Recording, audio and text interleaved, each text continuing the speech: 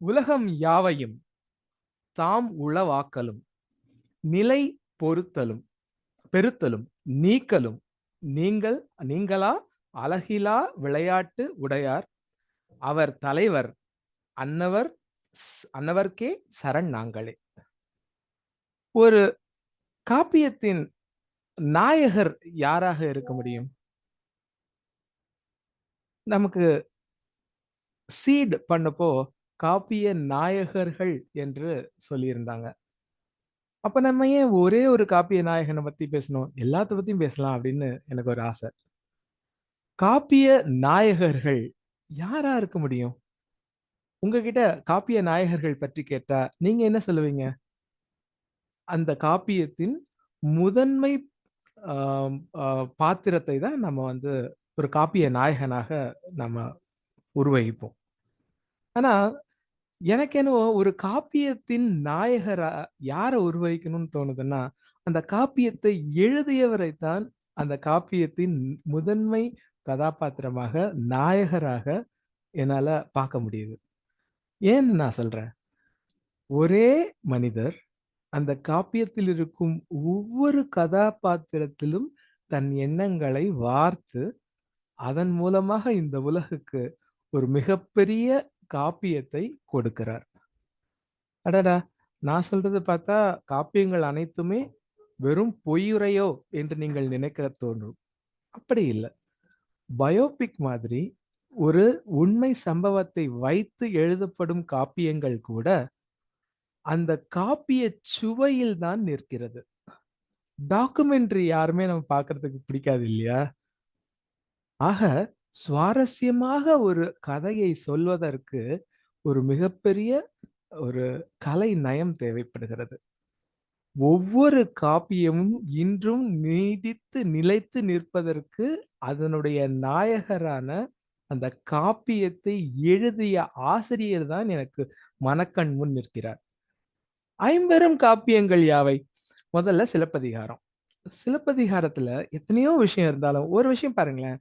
அரசியல் பிழைத்தோர்க்கு அறம் கூற்று ஆவதும். அரசியல் பிழைத்து ஏன் அந்த வார்த்தை பிழைத்தோர்க்குன்னு போட்டார்னு எனக்கு தெரியல இளங்கோவடிகள். அரசியல் பிழைத்தோர்க்கு, அரசியலில் வாழ்க்கை நடத்துபவர்களுக்கு எதுப்பா வந்து கவர்னிங் பாடி? அவங்க தான் கவர்னிங் பாடி. அவங்க தான் வந்து எல்லாத்தையும் நியதிகள் எல்லாம் இயற்றணும். அவங்கள எது கவர்ன் பண்ணுது அப்படின்னு பார்க்கிறப்போ அவர் சொல்றார், அரசியல் பிழைத்தோர்க்கு அறம் தான் கூற்று. எது அறமோ அதுதான் கூற்று. அப்போ நமக்கு சிலப்பதிகாரத்துல காட்டப்படும் பெரிய அறம், அந்த மன்னன் நான் தான் பிழைத்தோம் என்று நினைத்த அடுத்த மாத்திரத்தில் மாண்டனன். மதுரை எரிந்தது.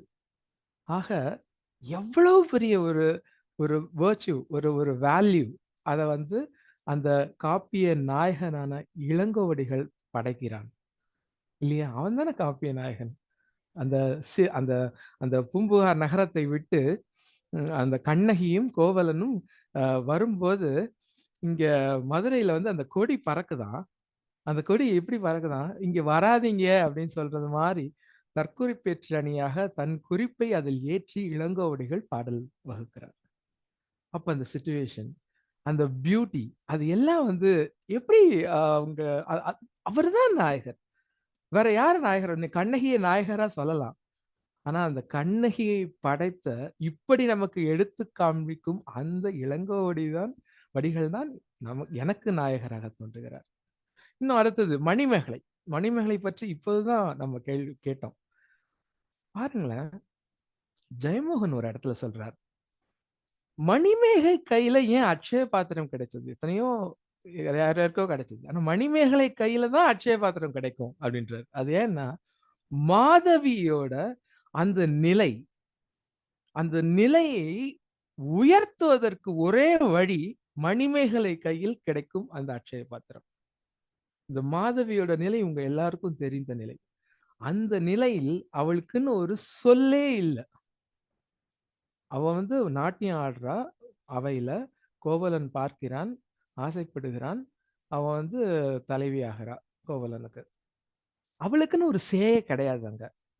அந்த மாரி அவளுக்குன்னு ஒரு சொல்லே இல்லாத ஒரு பெண்ணுக்கு பிறந்த பெண் தான் வந்து உலகத்திற்கே அ ம வழங்கும் அன்னமிடும் அந்த ஒரு மிகப்பெரிய ஒரு இடத்துக்கு உயர்கிறாள்.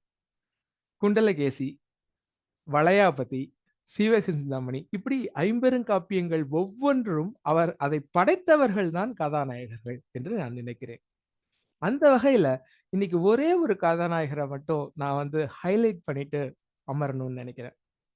அந்த கதாநாயகர் வந்து இந்தியாவோட இரு பெருங்காப்பியத்தோட ஒரு காப்பியத்தின் நாயகர். வால்மீகி ராமாயணம். அந்த வால்மீகி ராமாயணத்த எடுத்து தமிழ் பண்பாட்டுக்கு கம்பன் கம்பராமாயணம் குடுத்தான் பாத்துங்க. அவன் தான் இன்னைக்கு ஹைலைட். கம்பராமாயணத்துல நம்ம பல கதாபாத்திரங்கள் பார்க்கிறோம். எத்தனையோ கதாபாத்திரங்கள் பார்த்தாலும், அது அத்தனையிலும் எனக்கு தெரிகிற ஒரு நாயகன் கம்பன். கம்பன் பாருங்க, ராமன வர்ணிக்கிறான். ஒரு இடத்துல ராமன் முன்னாடி போறான், சீதை பின்னாடி போறாங்க.